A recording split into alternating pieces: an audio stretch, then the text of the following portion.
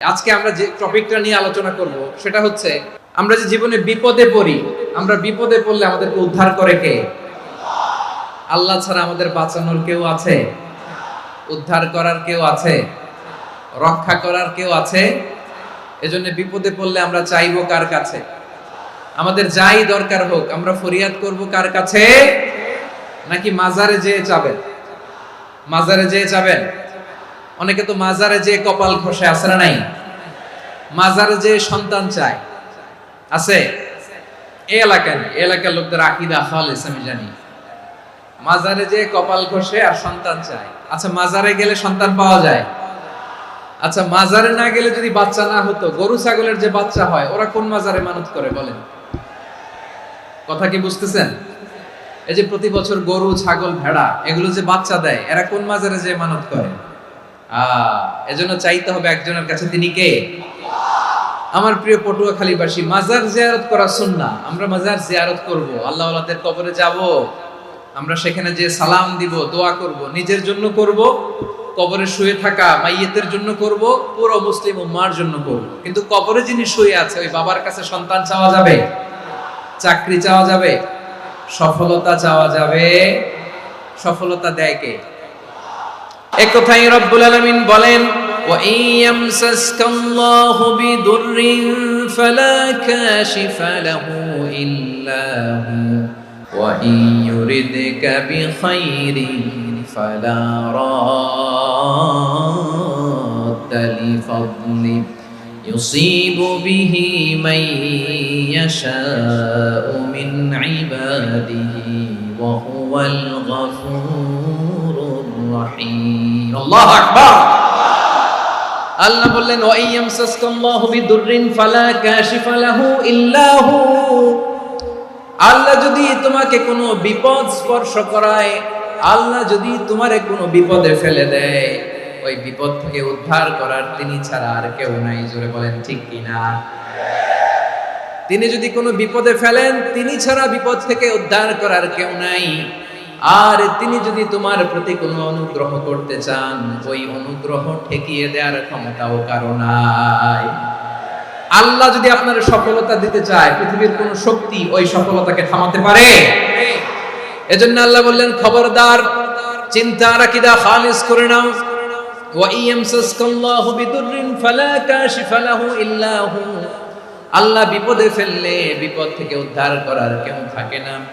আর আল্লাহ যদি তোমার প্রতি দয়া দেখাতে চান, অনুগ্রহ করতে চান, ওই অনুগ্রহকে প্রতিরোধ করার মতো ক্ষমতা কারো নাই। তিনি তার বান্দাদের মধ্য থেকে যাকে ইচ্ছা তাকে দেন, যত ইচ্ছা তত দেন। তিনি ক্ষমাশীল, তিনি মেহেরবান। সুবহানাল্লাহ। তিনি ক্ষমাশীল, তিনি মেহেরবান। তাহলে এই আয়াত থেকে আমরা বুঝতে পারলাম, আমরা যদি বিপদে পড়ি আমাদেরকে কেউ বাঁচাতে পারে না। আমার বাবা আমারে বাঁচাতে পারে, আমার মা আমাকে বাঁচাতে পারে, আমার বন্ধু আমারে বাঁচাতে পারে, আমার দলের কর্মী আমাকে বাঁচাতে পারে, আমার পীর সাহেব আমারে বাঁচাতে পারে। আমার পটুয়াখালীর ভাইয়েরা খেয়াল রাখবেন, বাঁচাতে পারে এক মহান সত্তা, উদ্ধার করতে পারে এক মহান সত্তা। চিৎকার করে বলুন, তিনি কে? আবার আল্লাহ বললেন, আম্মাই ইউজিবুল মুত্তাররা ইযা দাআহু ওয়া ইয়াকশিফুস সুআ ওয়া ইয়াজআলুকুম খুলাফাআল আরদ আইলাহুম মা'আল্লাহ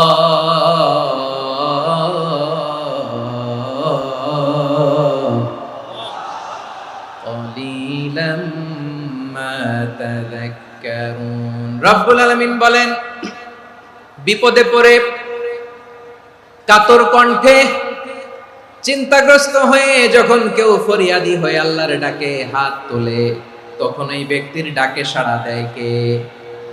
বিপন্ন অবস্থায় আপনি যখন কেঁদে কেঁদে হাত তুলে আপনার দুঃখের কথা জানান, আপনি যখন ডাকেন তারে, তখন আপনার ডাকে সাড়া দেয় কে? আল্লাহ বলে, আমি সাড়া দেই। তোমাদের বিপদকে মুক্ত করে দেয় কে? ওই আল্লাহর সাথে কোন উপাস্য আছে নাকি? কিন্তু খুব অল্প সংখ্যক লোকই তোমরা উপদেশ গ্রহণ করো। কথাটা কার? তাহলে বিপন্ন মানবতা যখন কাঁদে, মানুষ যখন বিপদে পড়ে নিরুপায় হয়ে ফরিয়াদ করে, তার ডাক শোনার কেউ নাই, একজন ছাড়া। চিল্লায় বলেন তো তিনি কে? এজন্য আমরা ফরিয়াদের হাত কার দিকে তুলব? এবং খেয়াল রাখতে হবে, মাথার সাথে সেট করে নিতে হবে, আল্লাহ ছাড়া আমাকে উদ্ধার করার কেউ নাই। এই পৃথিবীতে কেউ আপন না প্রিয় ভাই। বিপদে বললে বোঝা যায় কেউ আপন না। আপন শুধু একজন মহান সত্তা, তিনি কে? বিপদে আপদে কেউ আমাদের বাঁচাতে পারে না, তরাতে পারে না, মুক্তি দিতে পারে না, উদ্ধার করতে পারে না, একমাত্র আমার প্রভু ছাড়া, আল্লাহ ছাড়া। চিল্লায় বলেন ঠিক কিনা? মাথার সাথে এটা সেট করে নিতে হবে যে আমাদের পুরো জীবনটাই পরীক্ষা। The life is a test. পুরো জীবনটাই পরীক্ষা। এই জীবনে বিপদ আসবে, আপদ আসবে, পরীক্ষা আসবে, সবার জীবনে এটা থাকে। এক একজনের পরীক্ষা এক এক রকম। আমার পরীক্ষা একরকম, মাসুদ ভাইয়ের পরীক্ষা একরকম, চৌধুরী সাহেবের পরীক্ষা একরকম, আপনার পরীক্ষা একরকম, ওনার পরীক্ষা আবার আরেক রকম। পুরো পৃথিবীটাই পরীক্ষা ক্ষেত্র, সবাই পরীক্ষা দিচ্ছি, কিন্তু কারো পরীক্ষা প্রশ্নের সাথে কারোটার মিল নাই। সুবহানাল্লাহ পড়বেন না? পুরোটাই পরীক্ষা ক্ষেত্র, সবাই পরীক্ষার্থী, কিন্তু প্রশ্নপত্র একটার সাথে আরেকটা মিলে না। One doesn't match the other. একজনেরটার সাথে আরেকজনেরটা মিলে না। কাউকে আল্লাহ তাআলা ধনী বানিয়ে পরীক্ষা করেন, আবার কাউকে আল্লাহ তাআলা গরিব বানিয়ে পরীক্ষা করেন, কাউকে আল্লাহ অসুস্থ বানিয়ে পরীক্ষা করেন। কেউ দেখবেন যে দুরারোগ্য ব্যাধিতে আক্রান্ত, ডাক্তার বলেছে আর সময় নাই, দুরারোগ্য ব্যাধি, ক্যান্সার, যার নেই কোনো অ্যান্সার, তার জন্য পরীক্ষা হচ্ছে এই রোগ। আরেক লোক দেখবেন তার আবার রোগ বালাই নাই, মাশাআল্লাহ, তাকে আল্লাহ তাআলা আর্থিক দৈন্যতা, দারিদ্রতা দিয়ে পরীক্ষা করছেন। এরকম আছে না নাই? টাকা পয়সা নাই, দিন আনে দিন খায়, যা আছে তাতে চলে না, এটা তার জন্য পরীক্ষা। আবার আরেক শ্রেণীর লোক দেখবেন তাকে আল্লাহ অসুস্থতাও দেয় নাই, দারিদ্রতাও দেয় নাই, তার দাম্পত্য জীবনের সমস্যা, স্ত্রী কথা শোনে না অথবা ছেলে মেয়ে কথা শোনে না। তাহলে পরীক্ষা সবার জীবনে আছে, এক একজনের পরীক্ষাটা এক এক রকম। আল্লাহ তাআলা দেখতে চায় যে এই পরীক্ষার সময় আমরা কিরকম রেসপন্স করি, how to deal with the test, কিভাবে এই বিপদ আপদ পরীক্ষাগুলোকে আমরা হ্যান্ডেল করব, ডিল করব, এটা হচ্ছে আজকের আলোচনার বিষয় আমার প্রিয় ভাইয়েরা। তাহলে পরীক্ষাময় আমাদের জীবন, বিপদ আপদ পরীক্ষা, এটা মানুষের পিছু ছাড়ে না। সবার জীবনে পরীক্ষা আছে, নবীদের জীবনেও পরীক্ষা ছিল। সাহাবারা জিজ্ঞেস করেছেন, ইয়া রাসূলুল্লাহ, আইয়ুন নাসি আশাদ্দু বালাআন ফিদ দুনিয়া, এই দুনিয়ার বুকে কাদের পরীক্ষা সবচেয়ে বেশি? বিশ্বনবী বলেছেন, আল আম্বিয়া। এই পৃথিবীতে সবচেয়ে বেশি পরীক্ষা আল্লাহ তাআলা নিয়ে থাকেন নবীদের। কাদের? নবীদের। সুম্মাল আমসাল ফাল আমসাল, এরপরে নবীদের পরের স্তরে যারা, তাদের পরীক্ষা। এরপরে তাদের পরের স্তরে যারা, তাদের পরীক্ষা। সিদ্দিকিনদের, শুহাদাদের, সলিহিনদের, আল্লাহওয়ালাদের। যার ঈমান যত মজবুত, তার জীবনে পরীক্ষাও তত বেশি। চিল্লায় বলেন ঠিক কিনা? তাহলে মুমিনরা, বিশ্বাসীরা, আমরা কি পরীক্ষা বিপদ আপদে ভয় পাই? না, মুমিনরা বিপদে ভয় পায় না, তারা হতাশ হয় না, সুবহানাল্লাহ, তারা নিরাশ হয় না। বিশ্বাসীরা হাল ছেড়ে দেয় না, তারা ভরসা রাখে একজনের উপর। চিল্লায় বলতে হবে তিনি কে? কারণ মুমিন জানে the grief isn't permanent, the test isn't permanent, the struggle in our life isn't permanent. আমাদের জীবনের দুঃখ, কষ্ট, স্ট্রাগল, এগুলো পার্মানেন্ট নয়। after every difficulties there is an ease. সব কষ্টের পরেই একটা সুখ আছে না নাই? রব্বুল আলামিন বলেন, ফা ইন্না মাআল উসরি ইউসরা, ইন্না মাআল উসরি ইউসরা, ভয় পেও না, চিন্তা করো না, কষ্টের সাথেই আমি রেখে দিয়েছি স্বস্তি। সুবহানাল্লাহ বলেন। মুমিন জীবনে বিপদ যত বেশি, কষ্ট যত বেশি, তার সামনে সফলতা তার চেয়েও বেশি। কারণ বিশ্বাসীরা জানে রাত্রি যত গভীর হয়, সুবহে সাদিকের সময় তত আগাতে থাকে। গর্ভবতী নারীর পেটের ব্যথা যত বাড়তে থাকে, ঘরে নতুন মেহমান আগমনের সময় ঘনাতে থাকে। মুমিনদের উপর বিপদ, অত্যাচার, আপদ, পরীক্ষা যত বাড়তে থাকে, কালেমার পতাকা উড্ডয়নের সময় কাছে আসতে থাকে। বিশ্বাসীদের এগুলো হিসাব মেলানো অনেক আগে, এগুলো অনেক আগে হিসাব মেলানো। দুঃখের আধার শেষে সুখের আলো মিটি মিটি হাসে। চিল্লায় বলেন ঠিক কিনা? দুঃখের আধার শেষে আলোর প্রভাত হাসে, হতাশার কালো মেঘে যায় গো ভেসে, হতাশার কালো মেঘে যায় গো ভেসে, দুঃখের আধার শেষে আলোর প্রভাতে হাসে, হতাশার কালো মেঘে যায় গো ভেসে, হতাশার কালো মেঘে যায় গো ভেসে। কোরআনের পাতায় পাতায় দেখো ঈমানের পথ ঢাকা ব্যথার কাটায়, কোরআনের পাতায় পাতায় দেখো ঈমানের পথ ঢাকা ব্যথার কাটায়। ভেঙে পড়ো না কভু হতাশ হয়ে, ভেঙে পড়ো না কভু হতাশ হয়ে, জ্বলে পুড়ে খাঁটি সোনা হগো শেষে, জ্বলে পুড়ে খাঁটি সোনা হগো শেষে। দুঃখের আধার শেষে আলোর প্রভাতে হাসে, হতাশার কালো মেঘে যায় গো ভেসে, হতাশার কালো মেঘে যায় গো ভেসে। পরীক্ষা যত বেশি, কষ্ট যত বেশি, সুখের সময় তত কাছাকাছি চিল্লায় বলতে হবে ঠিক কিনা। এজন্য মুমিন জীবনে পরীক্ষা বেশি, মুমিনদের হতাশা নাই। মুমিনরা নিরাশ হয় না, হতাশ হয় কাফিররা। মুমিনরা কখনো হাল ছেড়ে দেয় না, মুমিনরা ভরসা রাখে একজনের উপর, তিনি কে? তাহলে আমার প্রিয় পটুয়াখালীবাসী, বিপদ থাকবে, পরীক্ষা থাকবে, এই বিপদ থেকে আমাদেরকে উদ্ধার করবেন একজন, তিনি কে? আমরা শুধু আল্লাহর উপরই ভরসা রাখবো, চাইবো একজন সত্তার কাছে। আওয়াজ করে বলুন তিনি কে? একজন সত্তার কাছে চাইবে। বিশ্বনবী ওনার চাচাতো ভাই আব্দুল্লাহ ইবনে আব্বাস রাদিয়াল্লাহু তাআলা আনহুকে বললেন, ইয়া আব্দুল্লাহ ইবনুল আব্বাস, হে আব্দুল্লাহ ইবনে আব্বাস, ইদা সাআলতা ফাসআলিল্লাহ, যখন চাইবে আল্লাহর কাছে যাও। ও আব্দুল্লাহ, যখন চাইবা আল্লাহর কাছে চাও। ওয়া ইদা ইসতাআনতা ফাসতাইন বিল্লাহ, যখন সাহায্য চাইবা আল্লাহর কাছে ফরিয়াদ করো।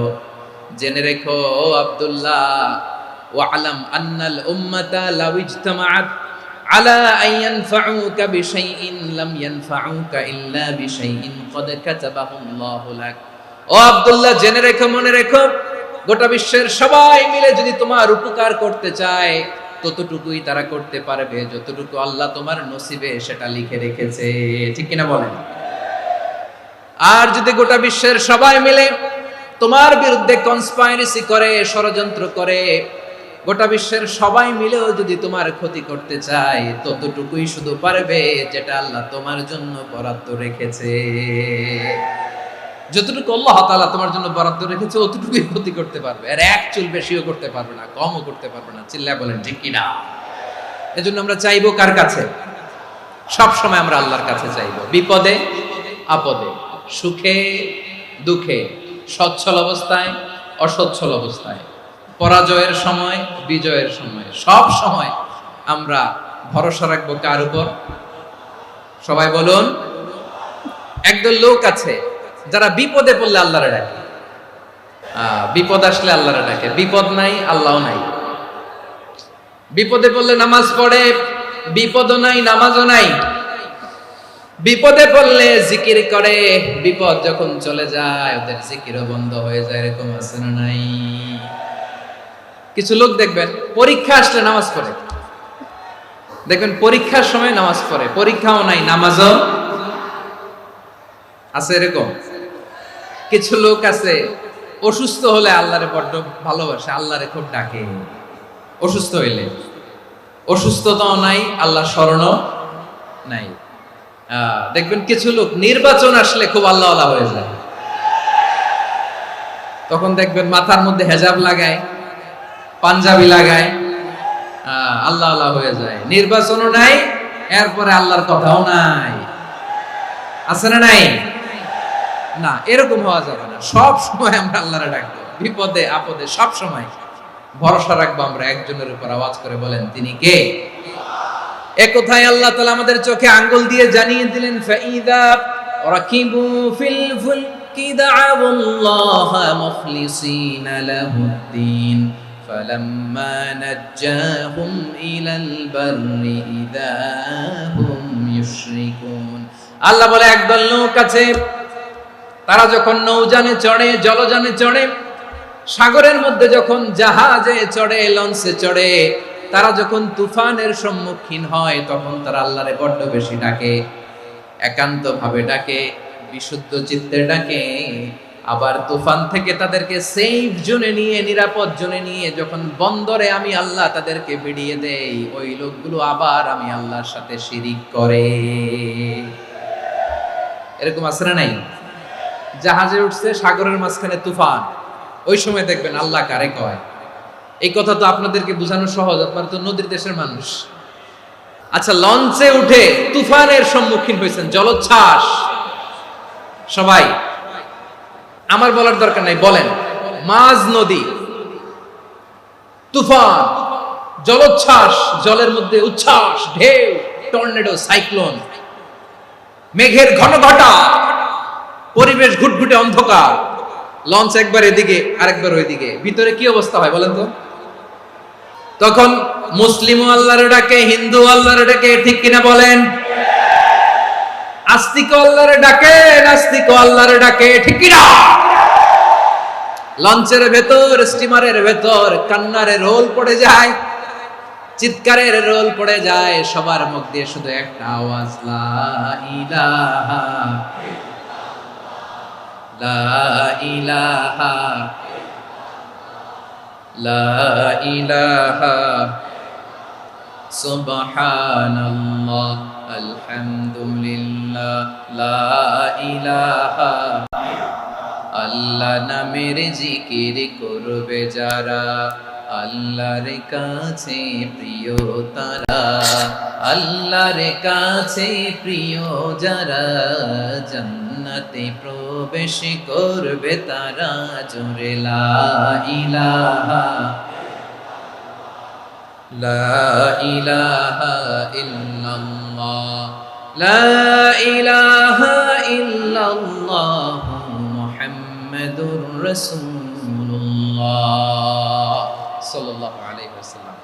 আমার প্রিয় পটুয়াখালীবাসী, তাহলে লঞ্চের ভেতরে যখন আমরা তুফানের মধ্যে পড়ি, তখন সবাই মিলে আমরা একটা নামের জিকির করি। নামটা কার?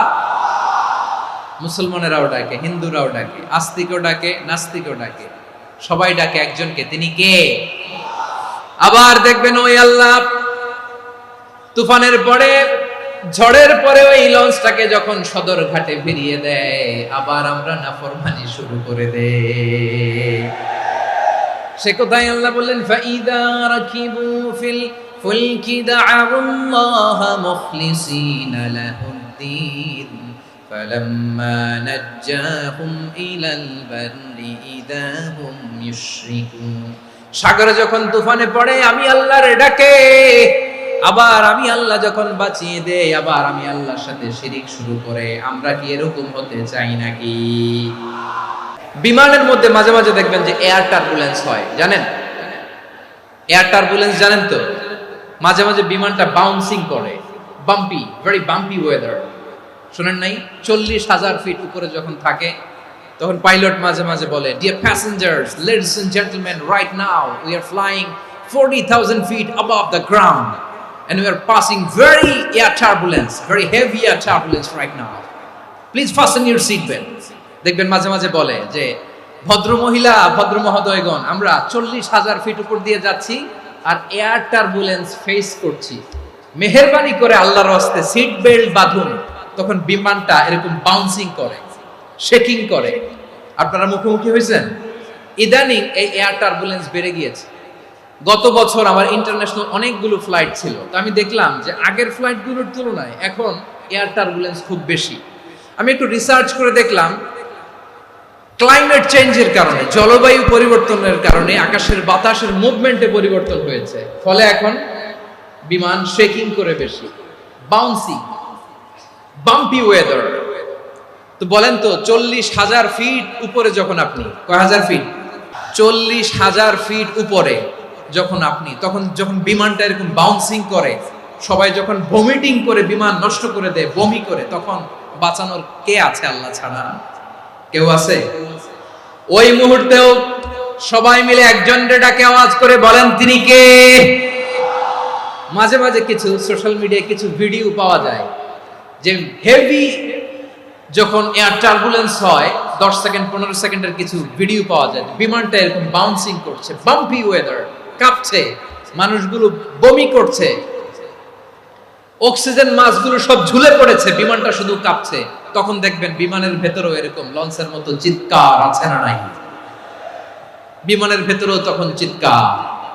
গত বছর হিথ্রো এয়ারপোর্ট থেকে সিঙ্গাপুর এয়ারলাইন্সের একটা ফ্লাইট, হিথ্রো টু চাঙ্গি, একটা ফ্লাইটে এমন বেশি এয়ার টার্বুলেন্সের শিকার হয়েছিল ওই এয়ারক্রাফটটা, 33 জন যাত্রী সেখানে আহত হয়েছে, একজন যাত্রী নিহত হয়েছে। কেবিন ক্রুজ, এয়ার হোস্টেস যারা আছে, একজনের নাক ফেটে, চোখ ফেটে, কপাল ফেটে, ব্লিডিং হয়ে শয়লা। প্রিয় ভাইরা, 40,000 ফিট উপরে বিমানটা যখন কাঁপবে তখন আমাদেরকে আল্লাহ ছাড়া আর কেউ বাঁচানোর আছে? এত আস্তে বললে হবে? ওই কঠিন মুহূর্তে আমার বাবা আমারে বাঁচাতে পারে, আমার বন্ধু আমারে বাঁচাতে পারে? এই গ্রাউন্ডে, জমিনের বুকে আমার প্রোটোকল, আমার ক্ষমতা, আমার দাম্ভিকতা কোনো কিছু আমারে বাঁচাতে পারে? একজন ছাড়া। চিল্লায় বলতে হবে, তিনি কে? সে আল্লাহ বললেন, গোলাম আমি বিপদের সময় ঠিকই তোমাদের বাঁচিয়ে দেই। ওই বিমানের ভেতরে 40,000 ফিট উপরে যখন তোমরা এয়ার টার্বুলেন্সের শিকার হও, তখন নাস্তিকও আল্লাহরে ডাকে, হিন্দু আল্লাহরে ডাকে। জোরে বলেন ঠিক কিনা? আবার বিমানটা যখন শান্ত হয়ে যায়, একটু পরেই বিমানের স্ক্রিনের মধ্যে হিন্দি সিনেমা খোঁজে। বিমানের স্ক্রিনে কিন্তু বিশাল ওখানে আফলাম ফিল্মের একেবারে বোঝাই করা। বিমানটা শান্ত হলে আবার হিন্দি সিনেমা দেখা শুরু করে। একটু আগে ডাকছিল কারে? দেখবেন বাংলাদেশে আমাদের ক্রিকেটাররা যখন অন্য কোনো দেশের সাথে খেলে, অনেক সময় এমন হয় বল বাকি একটা, রান দরকার 6টা। বল বাকি কয়টা? রান দরকার। আপনি দেখবেন ক্যামেরাম্যান তখন গ্যালারিতে খালি দেখায় দর্শকদের যে কি অস্থিরতা। হিপ হপ স্টাইলের মেয়েটা, যে মেয়েটার ওড়না এতক্ষণ ছিল গলায়, এতক্ষণ কই ছিল, ওই মেয়েটা দেখবেন ওড়নাটা টেনে মাথায় দিয়ে এরকম মুনাজাত ধরতেছে, আল্লাহ আল্লাহ, একটা সক্কা, আল্লাহ আল্লাহ, আমার লাল সবুজের পতাকারে তুমি অপমানিত কইরো না আল্লাহ, ইন্ডিয়ার সাথে আমাদের খেলা, আল্লাহ আল্লাহ, একটা সক্কা, একটা একটা। পুরো খেলা জুড়ে এই মেয়ের ওড়না ছিল গলায়, কিন্তু যখন এক বলে 6 রান দরকার, ওড়না চলে আসছে কোথায়? মাথায়। আবার মুনাজাত আছে না নেই? ঠিকই বাংলাদেশের দামাল ছেলে এমন এক শট মারলো, বল চলে গেল স্টেডিয়ামের বাইরে, ছক্কা, জিতে গেলাম আমরা। পুরো স্টেডিয়াম জুড়ে চিৎকার, হই হুল্লোড়, মौज মাস্তি। যেই মেয়েটা মাথার মধ্যে ওড়না দিয়ে এতক্ষণ সুবহানাল্লাহ সুবহানাল্লাহ বলে আল্লাহর কাছে দোয়া করেছে, ওই মেয়ে এখন আবার ওড়না ফেলে দিয়ে নাচা শুরু করে দিয়েছে। তাহলে আল্লাহর ভয়, আল্লাহর প্রতি আস্থা, বিশ্বাস, ভালোবাসা, এটা কি ক্ষণিকের জন্য? মানে আমার যখন লাগবে তখন আল্লাহর ইউজ করব নাকি?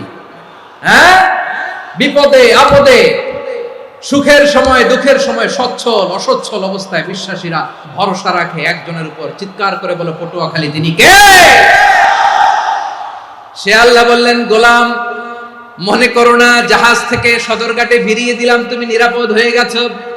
মনে করো না 40,000 ফিট থেকে সেফ ল্যান্ডিং এর পরে এয়ারপোর্টে নেমে গেলেই তুমি নিরাপদ হয়ে গেছো। ও মিয়া, বিপদ কি শুধু সাগরে আর আকাশে? ঘরের ভেতরও বিপদ আসতে পারে কি পারে না?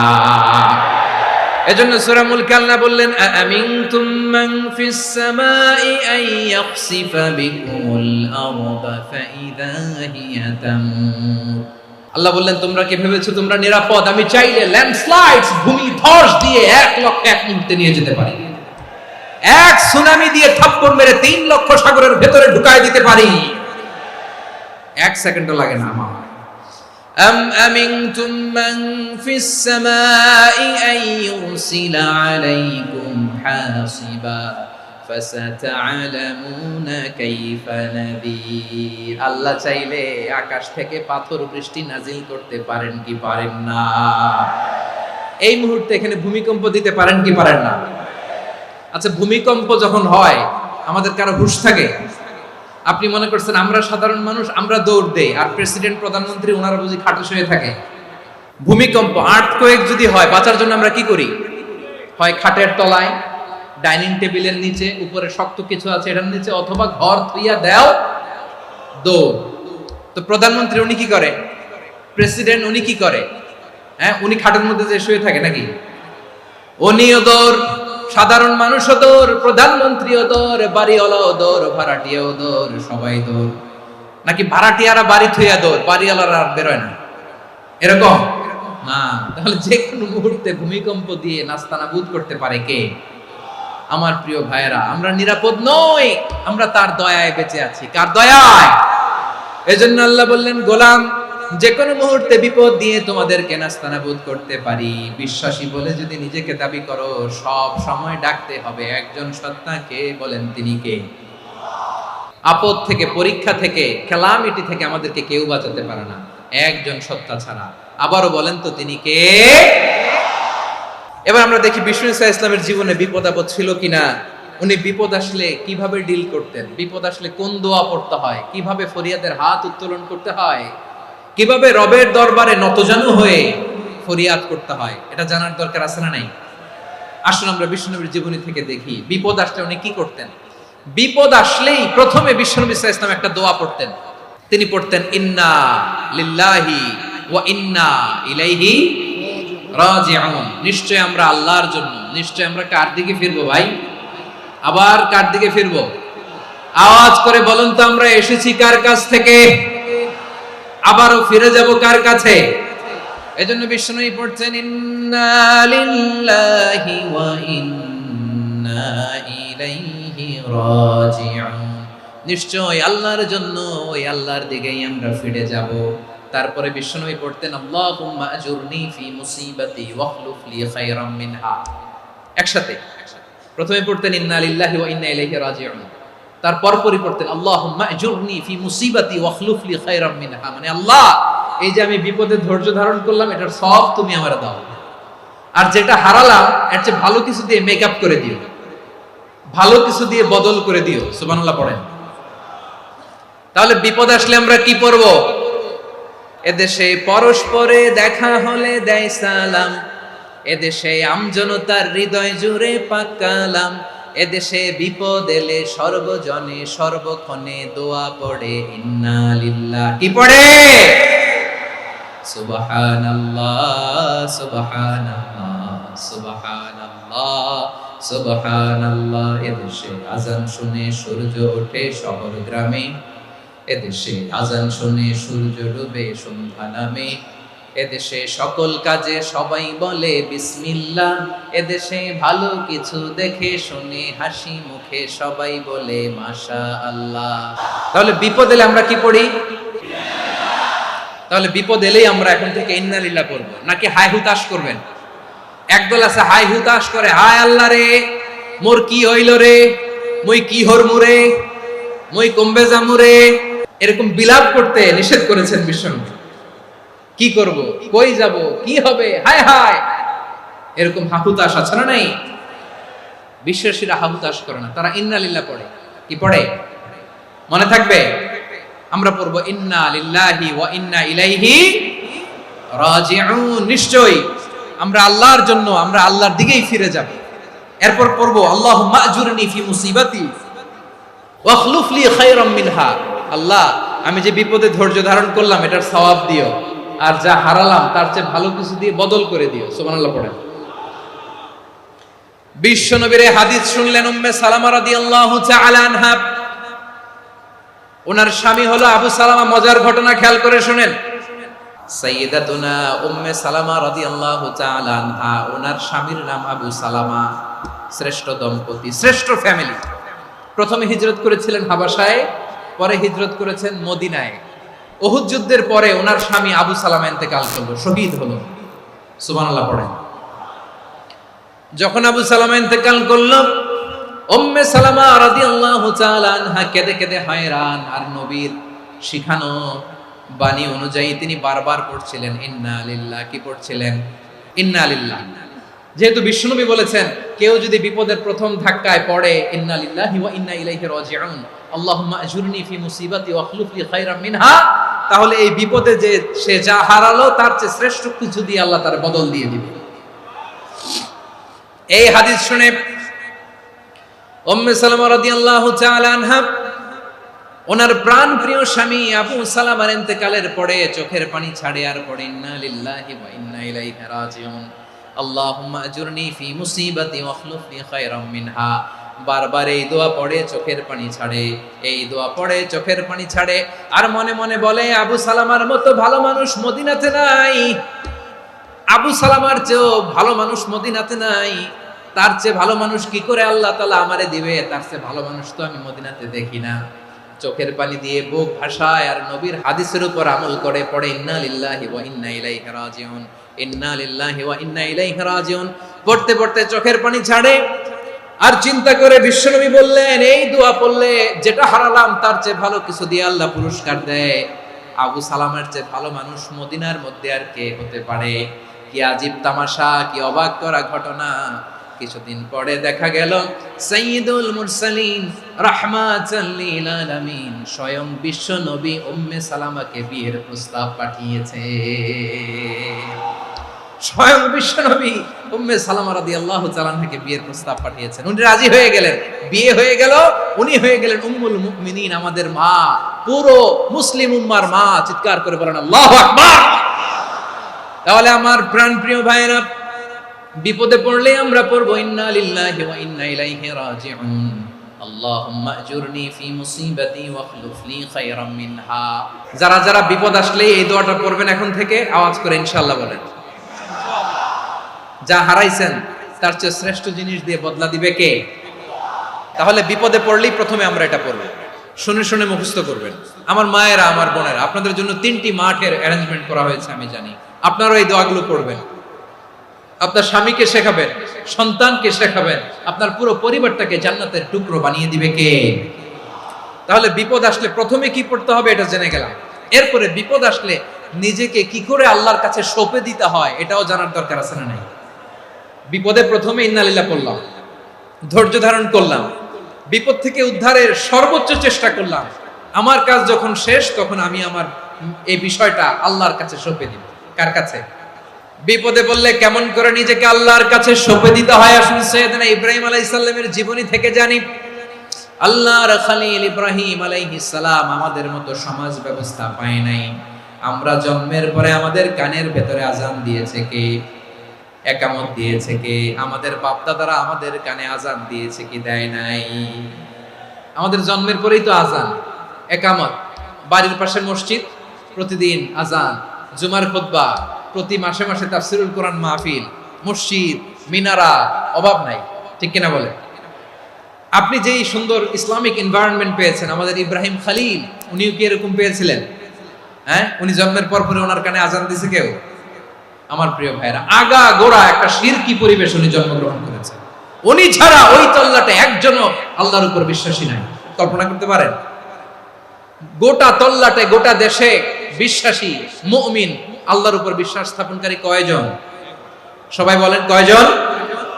বাকি সব মুশরিক। বাকি সব মুশরিক নিজের সাথে নিজে শক্ত বোঝাপড়া করে, অ্যানালজি করে, সেলফ কনভারসেশন করে উনি মহা সত্যের সন্ধান পেয়েছে। উনি আকাশের তারা দেখে ভাবে মনে হয় এটাই আমার খোদা, পরে দেখে তারা নাই, মনে মনে বলে না তাইলে এটা না। আবার চাঁদ দেখে বলে চাঁদটা বড় মায়া লাগে, মনে হয় এটাই আমার রব, পরে দেখে চাঁদও নাই, কয় না এটা না। এরপরে দ্বীপ প্রহরের জলজলে সূর্যটা খাঁ খাঁ করে গোটা পৃথিবীটারে রৌদ্র দিয়ে তাতিয়ে রাখে। তিনি ভাবলেন মনে হয় এটাই আমার রব, কারণ এটাই তো সবচেয়ে বড়। কিন্তু বিকেল বেলা ওই সূর্যটাও যখন চলে যায়, সাইয়েদনা ইব্রাহিম বলে না এটাও তো নাই, আমার খোদা যদি আমারে ছেড়ে চলে যায়, বিপদে পড়লে আমারে উদ্ধার করবে কে? এভাবে নিজের সাথে অ্যানালজি, সেলফ কনভারসেশন করতে করতে করতে তিনি মহা সত্যের সন্ধান পেয়েছেন। সুবহানাল্লাহ। সব শেষে তিনি ডিসিশন নিয়ে ঘোষণা দিলেন, ইন্নী ওয়াজ্জাহাতু ওয়াজহিয়া লিল্লাযী ফাতারাস সামাওয়াতি ওয়াল আরদা হানিফান ওয়া মা আনা মিনাল মুশরিকিন। নিশ্চয় আমি এমন সত্তার দিকে মনোনিবেশ করলাম, মুখাপেক্ষী হলাম, যিনি আকাশ বানিয়েছেন, জমিন বানিয়েছেন, আমি মুশরিক নই। সুবহানাল্লাহ। পারতেন? আপনি পারতেন?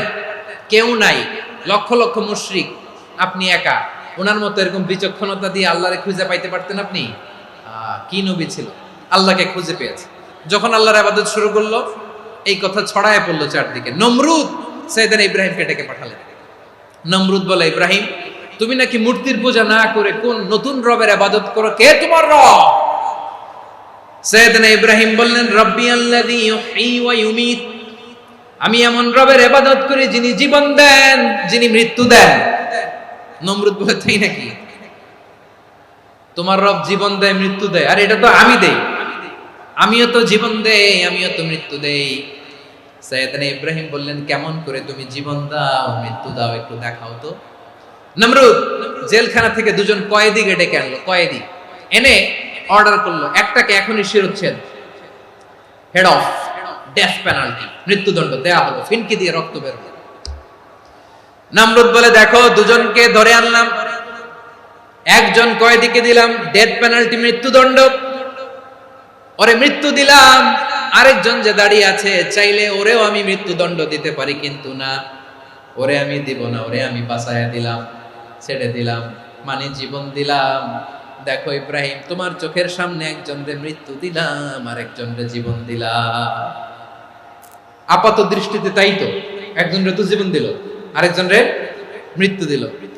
সাইয়েদনা ইব্রাহিম এবার বিপাকে পড়ে গেলেন। কিন্তু এক একজন নবীকে আল্লাহ এমন উইজডম, বিচক্ষণতা দিয়ে এই জমিনে পাঠিয়েছেন। মুহূর্তের মধ্যে আল্লাহর খলিল ইব্রাহিম বললেন, ফাইন্নাল্লাহা ইয়াতি বিশ-শামসি মিনাল মাশরিকি ফাতি বিহা মিনাল মাগরিব ফাবুহিতাল্লাযী কাফার। আল্লাহর খলিল ইব্রাহিম বললেন, নমরুদ, বুঝলাম তুমি জীবন দাও, মৃত্যু দাও, দেখলাম, কিন্তু আমার রব, আমার আল্লাহ প্রতিদিন সকালবেলা উষা লগ্নে ওই পূর্ব দিগন্ত থেকে সূর্যটাকে উদিত করেন, সাঁঝের বেলা, বিকেল বেলা, কুথুরি লগ্নে, সন্ধ্যা বেলা ওই দ্বিপ্রহরের জল জলে সূর্যটাকে পশ্চিম দিগন্তে ডুবিয়ে দেন। মানে সকালবেলা পূর্ব দিক থেকে উদিত করা সূর্যটাকে পশ্চিম দিকে বিকেলে তিনি ডুবিয়ে দেন। তুমি যদি পারো ওই সূর্যটাকে পশ্চিম দিক থেকে উদিত করে পূর্ব দিকে ডুবিয়ে দাও। সুবহানাল্লাহ পড়বেন না? দেখেন, ইনস্ট্যান্ট ইন্টেলেক্ট, মুহূর্তে বিচক্ষণতা, উইজডম কাকে বলে? নমরুদ পারবে? নমরুদের বাপ পারবে? ওর দাদা, ওর 14 গোষ্ঠী, গোটা বিশ্বের সব ক্ষমতাধর রাষ্ট্রনায়করা একসাথে হলে পারবে? ফাবুহিতাল্লাযী কাফার পারে নাই, ব্যর্থ হয়েছে। এবার তেলে বেগুনে জ্বলে উঠেছে, রেগে মেগে আগুন বলে, ফালকুহু ফিল জাহিম। ওর সাথে তর্ক নাই, না পেরে এবার এটারে আগুনে ফেলা। বিশাল বিশাল গাছ কেটে লাকড়ি এনে আগুনের কুণ্ডলি বানানো হলো, দাও দাও দাও দাও করে আগুন জ্বলে। আল্লাহর খলিল ইব্রাহিমকে আগুনে নিক্ষেপ করা হবে। আল্লাহর খলিল সাইয়েদনা ইব্রাহিমের হাতের মধ্যে রশি দিয়ে টাইট করে বাঁধা হলো, পায়ের মধ্যেও টাইট করে রশি দিয়ে বাঁধা হলো। আল্লাহর খলিল ইব্রাহিমকে আগুনের কুণ্ডলির মধ্যে ফেলা হবে।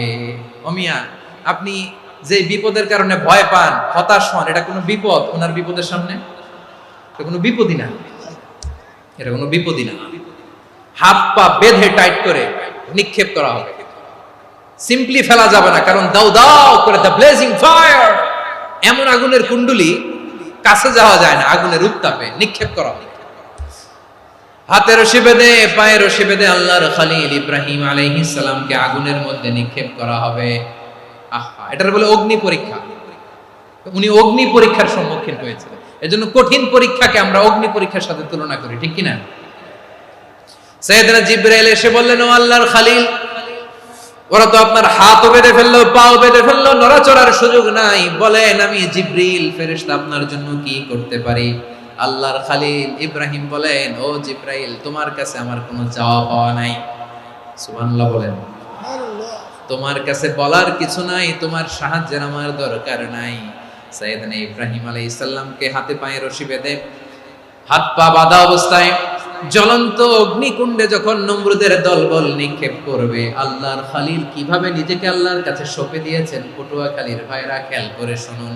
হাত পা বেঁধে আল্লাহর খলিলকে যখন নিক্ষেপ করা হবে, তিনি মুখ ফুটে বলে ফেললেন, হাসবুনাল্লাহু ওয়া নি'মাল ওয়াকিল। হাসবুনাল্লাহু ওয়া নি'মাল ওয়াকিল, আমার জন্য আল্লাহই যথেষ্ট, আমার জন্য আল্লাহই যথেষ্ট। তিনি আমার সবচেয়ে বড় গার্ডিয়ান, তিনি আমার সবচেয়ে বড় অভিভাবক। জিব্রাইলের সাহায্যে অফারকে ফিরিয়ে দিলেন। দুনিয়ার বুকে কারো কাছে কিছু বলেন নাই, মুখ ফুটে বলেছেন হাসবুনাল্লাহ। ও আমার পটুয়াখালীর প্রাণের ভাইয়েরা, খেয়াল রাখবেন, কোন বান্দা তার হাতে থাকা সব চেষ্টাটুকুন করার পরে মুখ ফসকে মুখ দিয়ে যখন বলে ফেলে হাসবুনাল্লাহ, বান্দা যখন হাসবুনাল্লাহ বলে ফেলে, ওই ব্যাপারটা ডিল করার দায়িত্ব স্বয়ং আল্লাহ আরশের উপর থেকে নিয়ে নেয়। আপনি যখন বলে ফেলবেন হাসবুনাল্লাহ, এটা ডিলিং করবে কে তখন? বান্দা তার সাধ্যের সবটুকু চেষ্টার পরে নতজানু হয়ে যখন বলবে হাসবুনাল্লাহ, আল্লাহ তুমি আমার জন্য যথেষ্ট, নি'মাল ওয়াকিল, তুমি আমার শ্রেষ্ঠ অভিভাবক, তখন তার কি দরকার না দরকার এটা ডিল করে স্বয়ং আল্লাহ। নিক্ষেপ করা হলো সাইয়েদনা ইব্রাহিমকে অগ্নিকুণ্ডলিতে। হাজার হাজার মানুষের দৃশ্য দেখার জন্য জড়ো হয়েছে এরকম বিশাল ময়দানে। কিন্তু কি অবাক করার ঘটনা, সবাই ভয় পাচ্ছিল, না জানে কি হয়ে যায়। আল্লাহর খলিলকে যখন আগুনের কুণ্ডলিতে নিক্ষেপ করা হয়, আল্লাহর খলিল ইব্রাহিম আগুনের কুণ্ডলীর মধ্যে বসে বসে মানুষগুলোর দিকে তাকিয়ে হাসতে শুরু করে দেয়। কারণ আকাশ থেকে রব্বুল আলামিন স্পেশাল ভার্ডিক্ট নাজিল করেছেন, স্পেশাল হুকুম জারি করেছেন, কুলনা ইয়া নারু কুনি বারদান ওয়া সালামান আলা ইব্রাহিম। ও আগুন, খবরদার, সৃষ্টি শুরু থেকে তোকে একটা ধর্ম আমি বাতলে দিয়েছিলাম। তোর ধর্ম, আগুনের ধর্ম হলো যা পাবে জ্বালিয়ে ছারখার করবে। আল্লাহ বলল, আগুন, তোর ধর্ম দিয়েছিলাম, তুই সব জ্বালিয়ে পুড়িয়ে ছারখার করে দিবি, কিন্তু ক্ষণিকের জন্য আমি তোর জ্বালিয়ে দেওয়ার ক্ষমতাটাকে কেড়ে নিলাম, জ্বালিয়ে ভস্ম করে দেওয়ার ক্ষমতা আমি কেড়ে নিলাম। কুনি বারদান, ঠান্ডা হয়ে যা, কিন্তু এত বেশি ঠান্ডা হবি না আবার আমার ইব্রাহিমের জন্য সর্দি লেগে না যায়। সুবহানাল্লাহ, এত আস্তে বললে হবে? কুনি বারদান, বারদ মানে বরফ, ঠান্ডা, ঠান্ডা হ, কিন্তু এত ঠান্ডা হবি না যাতে আমার ইব্রাহিমের কষ্ট হয়। আগুন বলে, আল্লাহ একবার বললাম ঠান্ডা হ, আবার বলো এত ঠান্ডা হবি না যাতে খলিলের সর্দি না লাগে। কেমন ঠান্ডা হব, কেমন এনভায়রনমেন্ট তৈরি করে দেব বলো?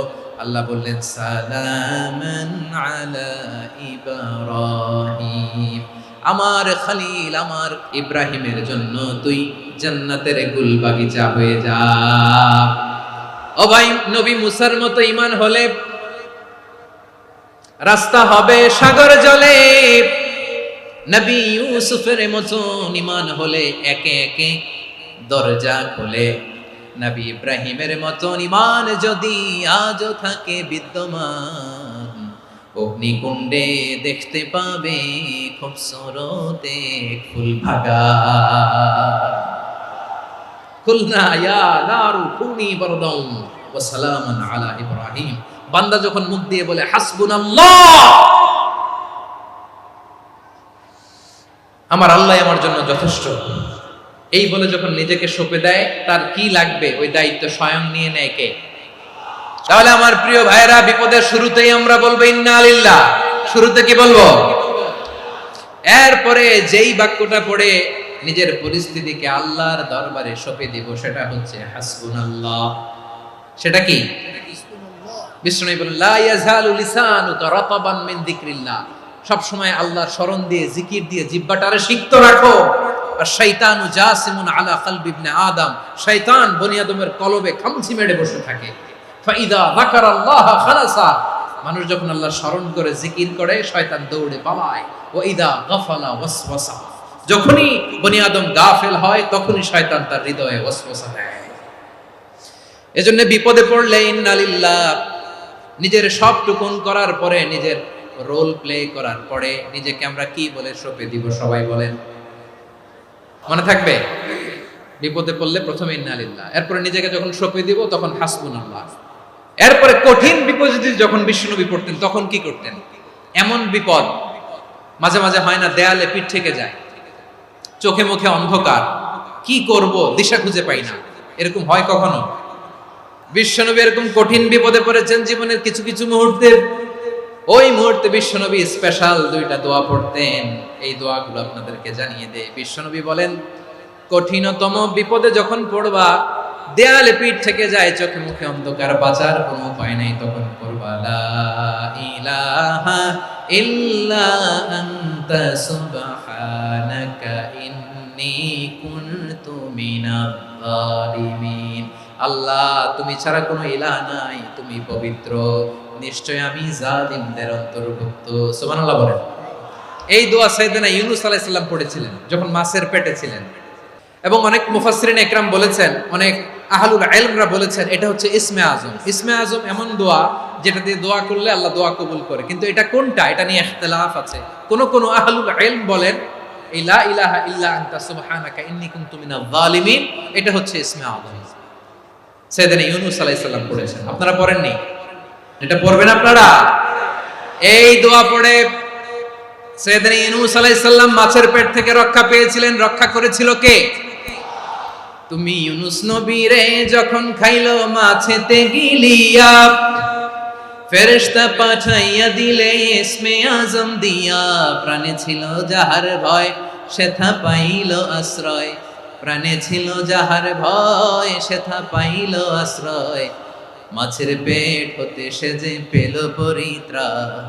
আল্লাহু আল্লাহু তুমি জাল্লে জালালুহু, শেষ করা তো যায় না গে তোমার গুণগান। আল্লাহু আল্লাহু লা ইলাহা ইল্লা আনতা সুবহানাকা ইন্নী কুনতু মিনাজ জালিমিন। বিশ্বনবী বললেন, দেয়ালে পিঠ থেকে গেলে, চোখে মুখে অন্ধকার, বাঁচার কোনো উপায় নাই, তখন এই দোয়াটা পড়তে হবে। এই দোয়া পড়ে আল্লাহর কাছে ফরিয়াদ করলে বিপদ মুক্ত করবেন কে? কেন এই দোয়াটা আল্লাহর কাছে বড্ড প্রিয় জানেন আমার ভাইরা? কারণ এই দোয়ার মধ্যে তিনটা জিনিস আছে। এক নম্বরে হচ্ছে তাওহীদ, দুই নম্বরে তাসবিহ, তিন নম্বরে তাকরীর। আই রিপিট, আবারও বলছি, এক নম্বরে তাওহীদ, দুই নম্বরে তাসবিহ, তিন নম্বরে তাকরীর। এই দোয়াটা আল্লাহর কাছে এত পছন্দনীয় কারণ এই দোয়ার প্রথম অংশে আছে তাওহীদ, আল্লাহর একত্ববাদের ঘোষণা। লা ইলাহা ইল্লা আনতা, ও আল্লাহ আপনি ছাড়া কোনো ইলাহ নাই, উপাস্য নাই, এই কথা বললে আল্লাহ বড় খুশি হয়ে যায়। সুবহানাল্লাহ পড়েন। এই দোয়ার দ্বিতীয় অংশে আছে তাসবিহ, মানে আল্লাহর প্রশংসা, প্রশংসা সূচক বাণী। সুবহানাক সুবহানাক সুবহানাক, ও আল্লাহ আমি আপনার পবিত্রতা ঘোষণা করছি। সুবহানাক, এই কথা শুনলেও আল্লাহ খুশি হয়ে যায়। সুবহানাল্লাহ পড়েন। এই দোয়ার তৃতীয় অংশে আছে তাকরীর, তাকরীর মানে পাপের স্বীকৃতি। তাকরীর মানে কি? তাকরীর মানে পাপের স্বীকৃতি। এই দোয়ার তৃতীয় অংশে আছে ইন্নী কুনতু মিনাজ জালিমিন, ও আল্লাহ আমি জালিমদের অন্তর্ভুক্ত। আল্লাহ আল্লাহ আমি জালেম, আল্লাহ আমি ভুল করেছি, অন্যায় করেছি, আল্লাহ আমি জালেমদের অন্তর্ভুক্ত। এই পাপের স্বীকৃতি, অ্যাকনোলেজমেন্ট আল্লাহ বড় পছন্দ করে। যখন আল্লাহর কাছে আপনি ছোট হবেন, ছোট হতে হতে যত ছোট হবে, ওই দৃশ্যটা দেখতে আল্লাহ বড় পছন্দ করে। সুবহানাল্লাহ বলেন। তিন নম্বর অংশ ইন্নী কুনতু মিনাজ জালিমিন, আল্লাহ আমি জালেমদের অন্তর্ভুক্ত। সাইয়েদনা আদম আলাইহিস সালাম ভুল করে যখন নিষিদ্ধ গাছের ফুল খেয়ে ফেললেন, ফল খেয়ে ফেললেন, আল্লাহ বললেন আদম ক্ষমা পেতে চাইলে তুমি আর হাওয়া মিলে স্বীকৃতি দাও, পাপের স্বীকৃতি। আর পড়ো রব্বানা যালামনা আনফুসানা ওয়া ইল্লাম তাগফির লানা ওয়া তারহামনা লানাকুনান্না মিনাল খাসিরিন। ও আল্লাহ আমি আদম আর হাওয়া যালামনা আনফুসানা, আমরা আমাদের নফসের উপর বড় জুলুম করেছি। আল্লাহ ওয়া ইল্লাম তাগফির লানা ওয়া তারহামনা, আপনি যদি ক্ষমা না করেন, আপনি যদি দয়া পরবশ না হন, আপনি যদি রহম না করেন, আমরা তো ক্ষতিগ্রস্তদের মধ্যে শামিল হয়ে যাব। এই দোয়া করার সাথে সাথে সাইয়েদনা আদম আর হাওয়া আলাইহিস সালামকে ক্ষমা করে দিলেন কে? তাহলে এই দোয়ার তিন নম্বর অংশ তাকরীর, এটা আল্লাহ বড় পছন্দ করে। আমার কলিজার টুকরা ভাইয়েরা, গুনাহ করে শিকার যেতে হবে, এটা আল্লাহ ভালোবাসেন। সাইয়েদনা আবু বকর রাদিয়াল্লাহু তাআলা আনহু বিষ্ণু ঈসা ইসলামকে বললেন, ইয়া রাসূলুল্লাহ আল্লিমনি দুআআন আদউ বিহি ফি সালাতি। নবী হে, আপনি আমার এমন একটা স্পেশাল দোয়া শিখায়া দেন যে দোয়াটা আমি নামাজে পড়ব। নবী বললেন, তাহলে তুমি পড়ো, আল্লাহুম্মা ইন্নী যালামতু নাফসি যুলমান কাসীরান ওয়া লা ইয়াগফিরুয যুনুবা ইল্লা আনতা ফাগফিরলি মাগফিরাতাম মিন ইনদিকা ওয়ারহামনি ইন্নাকা আনতাল গফুরুর রহিম। সুবহানাল্লাহ। সালাম ফিরানোর আগে পড়েন। ও আবু বকর, নামাজে যদি দোয়া করতে মনে চায় এই দোয়াটা পড়বা, আল্লাহুম্মা ইন্নী যালামতু নাফসি, আল্লাহ জুলুম করেছি আমার নফসের উপর, যুলমান কাসীরা, অনেক জুলুম, ওয়া লা ইয়াগফিরুয যুনুবা ইল্লা আনতা, আপনি ছাড়া এই জুনুব, এই পাপ ক্ষমা করার দ্বিতীয় কোনো রব নাই। আছে? এজন্য আল্লাহরে বলবেন, আল্লাহ আমি ছাড়া তোমার গোলামের অভাব নাই, ও আমার রব আমি ছাড়া এই জমিনের বুকে তোমার গোলামের অভাব নাই, কিন্তু তুমি ছাড়া তো আমার দ্বিতীয় কোনো রব নাই। পারবেন বলতে? পারবেন? চোখের পানি ছেড়ে আল্লাহরে বলবেন, আল্লাহ তুমি আমার রব, তুমি আমার সব। কি বলবেন? আল্লাহরে বলেন, আল্লাহ তুমি আমার রব, তুমি আমার সব। আল্লাহ আমি ছাড়া এই জমিনে তোমার গোলামের অভাব নাই, তুমি ছাড়া আমার দ্বিতীয় কোনো রব নাই। এ কথা বলে চোখের পানি ছেড়ে আল্লাহরে স্বীকৃতি দেন, আল্লাহ আমি পাপী, আল্লাহ এই জমিনে আমার চেয়ে বড় পাপী আর কেউ নাই। ওযু করে সিজদায় লুটিয়ে পড়ে চোখের পানি ছেড়ে আল্লাহরে পাপের স্বীকৃতি দেন, আল্লাহ এমন কোন জুলুম নাই, গুনাহ নাই আমি করি নাই, সগীরা কবিরা, জেনে না জেনে, ইচ্ছায় অনিচ্ছায়, শিরকি বেদাতি সব গুনাহ করেছি। আল্লাহ আকাশের নিচে জমিনের উপরে আমার চেয়ে বড় গুনাহগার আর কেউ নাই। চোখের পানি ছেড়ে আল্লাহরে বলেন, আল্লাহ আমি ছাড়া তোমার গোলামের অভাব নাই, তুমি ছাড়া আমার দ্বিতীয় কোনো রব নাই, তুমি ছাড়া তো কেউ আমার গুনাহ ক্ষমা করার নাই, তুমি আমার রব, তুমি আমার সব। বলতে পারবেন?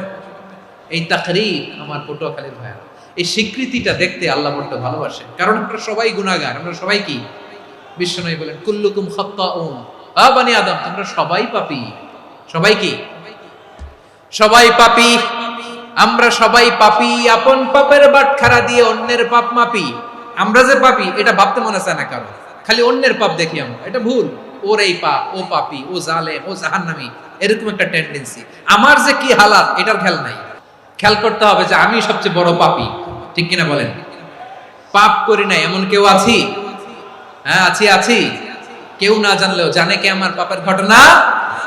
পৃথিবী না জানুক আমি তো জানি, আমি কি পাপ করেছি হায়। ও আমার কলিজার টুকরা ভাইয়েরা, মাথাটাকে নিচু করে জীবনের সব গুনার ফিরিস্তিগুলো একটা একটা করে স্বীকার করে আল্লাহরে বলেন, আল্লাহ আমি পাপী,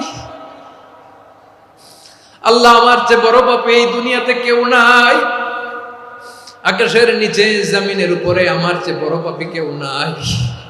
একটা একটা করে আল্লাহ স্বীকার করি আমি পাপী, সব পাপের স্বীকৃতি দিলাম। পৃথিবী না জানুক আমি তো জানি, আমি কি পাপ করেছি হায়। আমার পাপের করলে বিচার, বাঁচার আমার নাই উপায়। দয়াময় তুমি মাফ করো আমায়, মাফ করো আমায়। আল্লাহ তাআলা যদি দয়া করে আমাদেরকে মাফ না করে, আমাদের বাঁচার কোনো উপায় নাই। আপনি কি ভেবেছেন আপনার নামাজ দিয়ে আপনি জান্নাতে যাবেন? আপনি তাহাজ্জুদ গুজার, সেজদা দিতে দিতে কপালে দাগ ফেলেছেন, এটা আপনারা জান্নাতে নেবে না। আপনি এলাকার সবচেয়ে বড় হাতেম তাই দানশীল, এই দানের ভরসায় বসে আছেন, কশিন কালো না। আমাদের নামাজ, আমাদের রোজা, আমাদের ইবাদত, এগুলোকে মিজানের পাল্লায় উঠালে কোনো ওজনই হবে না। তবে আমাদের একটা কৌশল জানা আছে, আমরা আল্লাহর রহমতের ভিখারি। আমরা সেদিন আগেই গুনার স্বীকৃতি দিয়ে দেব। আমরা বলবো, আল্লাহ তুমি প্রশ্ন করার আগে তোমার একটা কথা বলি, আমারে কিছু জিজ্ঞেস করো না, আমি সব করেছি। এমন কোন পাপ নাই যে পাপ আমারে দিয়ে হয় নাই। তোমার রহমত দিয়ে তুমি জান্নাতে পাঠাবা, তোমার দয়ায় জান্নাতে যেতে চাই, আমল দিয়ে না। পারবেন বলতে? কিয়ামতের দিন আমরা বলবো, আল্লাহ আমার আমল দিয়ে জান্নাত চাই না, আমি তোমার দয়া দিয়ে জান্নাত চাই। তোমার দয়া ছাড়া আমার কোনো উপায় নাই। কারণ আল্লাহ যদি বিচার করে বাঁচার কারো উপায় নাই। আল্লাহ যদি বলে ফেলেন তুই এটা করলি কেন, ওখানে গেলি কেন, কোরআনে 1000 বার নিষেধ করলাম তারপরেও এই পাপে জড়ালি কেন, এরকম প্রশ্ন ছুড়ে দিলে আমার উত্তর আছে? বাঁচার কোনো উপায় আছে? রোজ হাসরে হে আল্লাহ আমার করোনা বিচার, আল্লাহ করোনা বিচার, বিচার চাহি না তব দয়া চাই, এ গুনাহগার করোনা বিচার। আপনার আমল দিয়ে জান্নাতে যাবেন? কি দিয়ে যাবেন? আল্লাহর দয়া দিয়ে। আল্লাহর রহম আর দয়া ছাড়া কেউ জান্নাতের চেহারাও দেখতে পাবে না। আমার প্রিয় ভাইয়েরা, এই দোয়া আল্লাহর কাছে পছন্দনীয় হওয়ার কারণ 3টা। দোয়ার প্রথম অংশে আছে তাওহীদ, আল্লাহর একত্ববাদের ঘোষণা। এই দোয়ার দ্বিতীয় অংশ আছে তাসবিহ, আল্লাহর প্রশংসা সূচক বাণী। এই দোয়ার 3 নাম্বার অংশ পাপের স্বীকৃতি। তাহলে আমরা সবাই গুনাহগার। আমরা আল্লাহর কাছে পাপের স্বীকৃতি দিয়ে বলবো, ও আল্লাহ ইন্নী কুনতু মিনাজ জালিমিন, আমরা জুলুম করেছি, পাপ করেছি, অন্যায় করেছি, আল্লাহ বুঝতে পারি নাই, শয়তানের ওয়াসওয়াসায় পড়ে, বন্ধুর পাল্লায় পড়ে, নফসের খায়েশ মেটাতে যে আল্লাহ করে ফেলেছি। তুমি গুনাহ না মাফ না করলে আমাদের গুনাহ মাফ করার দ্বিতীয় কেউ নাই। ঠিক কিনা বলেন? এভাবে অনুতপ্ত হয়ে যদি আল্লাহর কাছে দোয়া করেন, দেয়ালে পিঠ থেকে গেছে, কোন রাস্তা নাই বের হওয়া, ওই মুহূর্তেও আপনাকে বিপদ থেকে উদ্ধার করবে কে? বিশ্বনবী চরম বিপদে পড়লে 2টা দোয়া পড়তেন। প্রথম হলো এটা, লা ইলাহা ইল্লা আনতা সুবহানাকা ইন্নী কুনতু মিনাল জালিমিন। এই দোয়াটা আমরা বেশি বেশি পড়ব প্রিয় ভাইরা। রাজি আছেন? সবাই আওয়াজ করে পড়ুন ইনশাআল্লাহ। আমার প্রিয় ভাইয়েরা, বিপদে পড়লে বিশ্বনবী আরো একটা দোয়া পড়তেন, লা ইলাহা ইল্লাল্লাহুল আযীমুল হালিম, লা ইলাহা ইল্লাল্লাহু রাব্বুল আরশিল আযীম, লা ইলাহা ইল্লাল্লাহু রাব্বুস সামাওয়াতি ওয়াল আরদি ওয়া রাব্বুল আরশিল কারীম। আল্লাহ ছাড়া কোনো উপাস্য নাই, তিনি সুমহান, মহা সহিষ্ণু। আল্লাহ ছাড়া কোনো উপাস্য নাই, তিনি সুমহান, আরশের অধিপতি। আল্লাহ ছাড়া কোনো উপাস্য নাই, তিনি আকাশের মালিক, জমিনের মালিক, তিনি সুবিশাল, আরশের অধিপতি। সুবহানাল্লাহ পড়েন। এই দোয়াটা কেউ যদি পড়ে যদি এর ওসিলা করে দোয়া করে, তাকে বিপদ থেকে মুক্তি দেয় কে? মনে থাকবে আপনাদের? তাহলে বিপদের প্রথম ধাক্কায় কি যেন পড়তে হয়? ইন্না লিল্লাহ। তারপরে কি বলে আল্লাহর কাছে নিজেকে সঁপে দিতে হয়? দেয়ালে পিঠ থেকে গেলে লা ইলাহা ইল্লা আনতা সুবহানাকা ইন্নী কুনতু মিনাজ জালিমিন।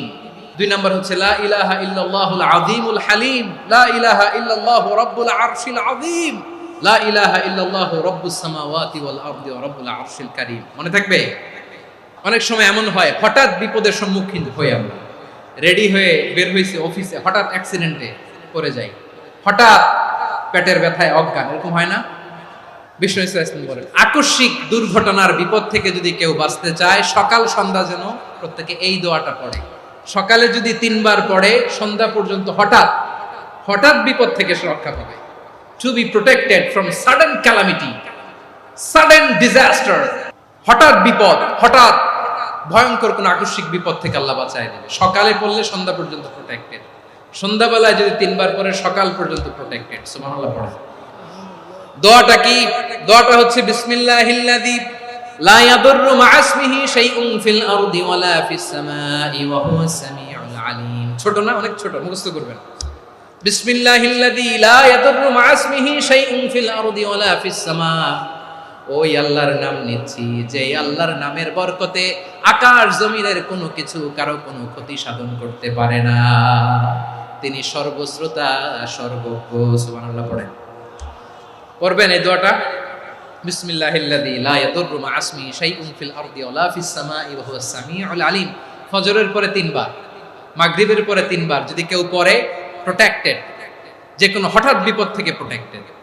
প্রোটেক্ট করেন কে?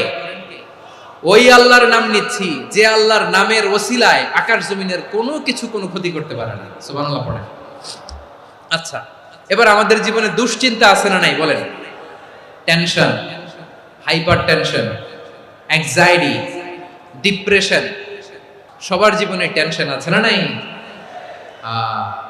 এই দুশ্চিন্তা, পেরেশানি, মারাত্মক পেরেশানি থেকে মুক্তি পাওয়ার জন্য বিষ্ণু ইসলাম দুটো দোয়া পড়তেন। কয়টা?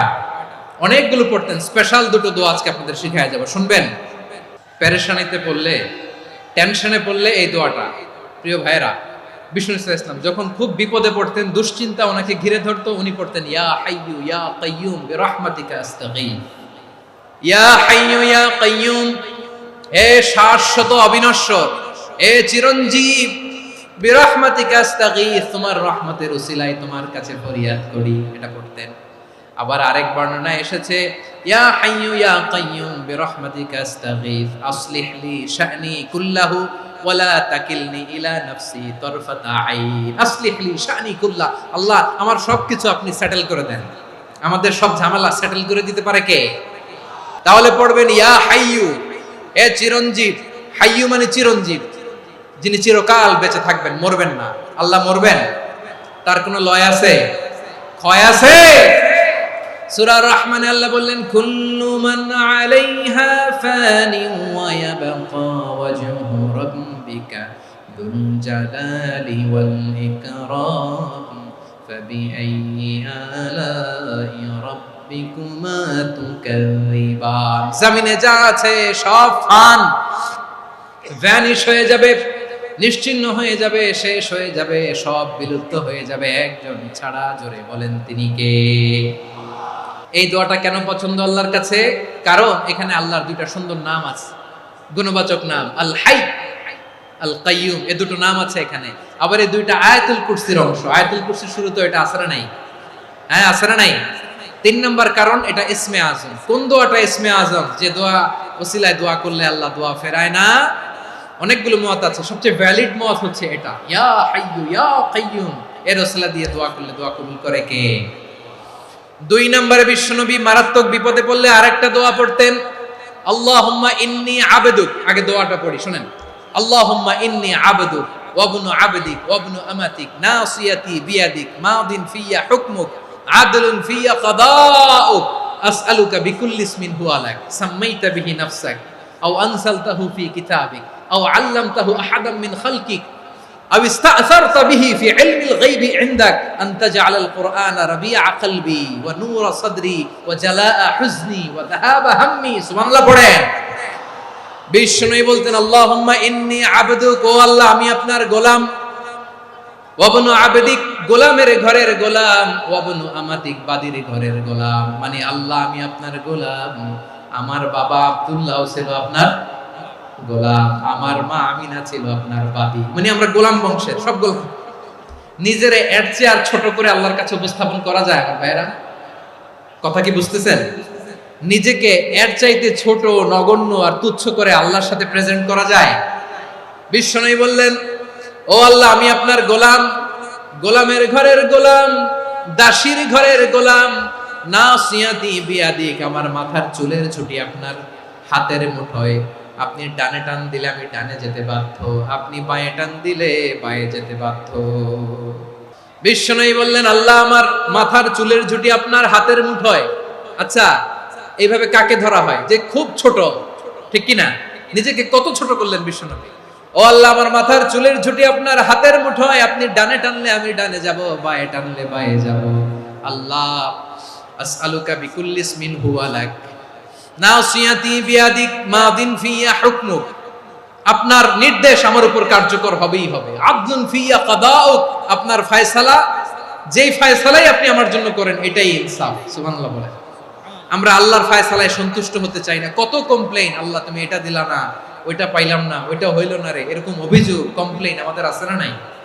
আর বিশ্বনবী বলতেন আদলুন ফিয়া কাদাউক, আল্লাহ আমার জন্য তোমার যেটা ফয়সালা এটাই সবচেয়ে শ্রেষ্ঠ ইনসাফ, এর চেয়ে ইনসাফ আর হতে পারে? এভাবে কায়মান বাক্যে আল্লাহর কাছে বিশ্বনবী দোয়া করতেন।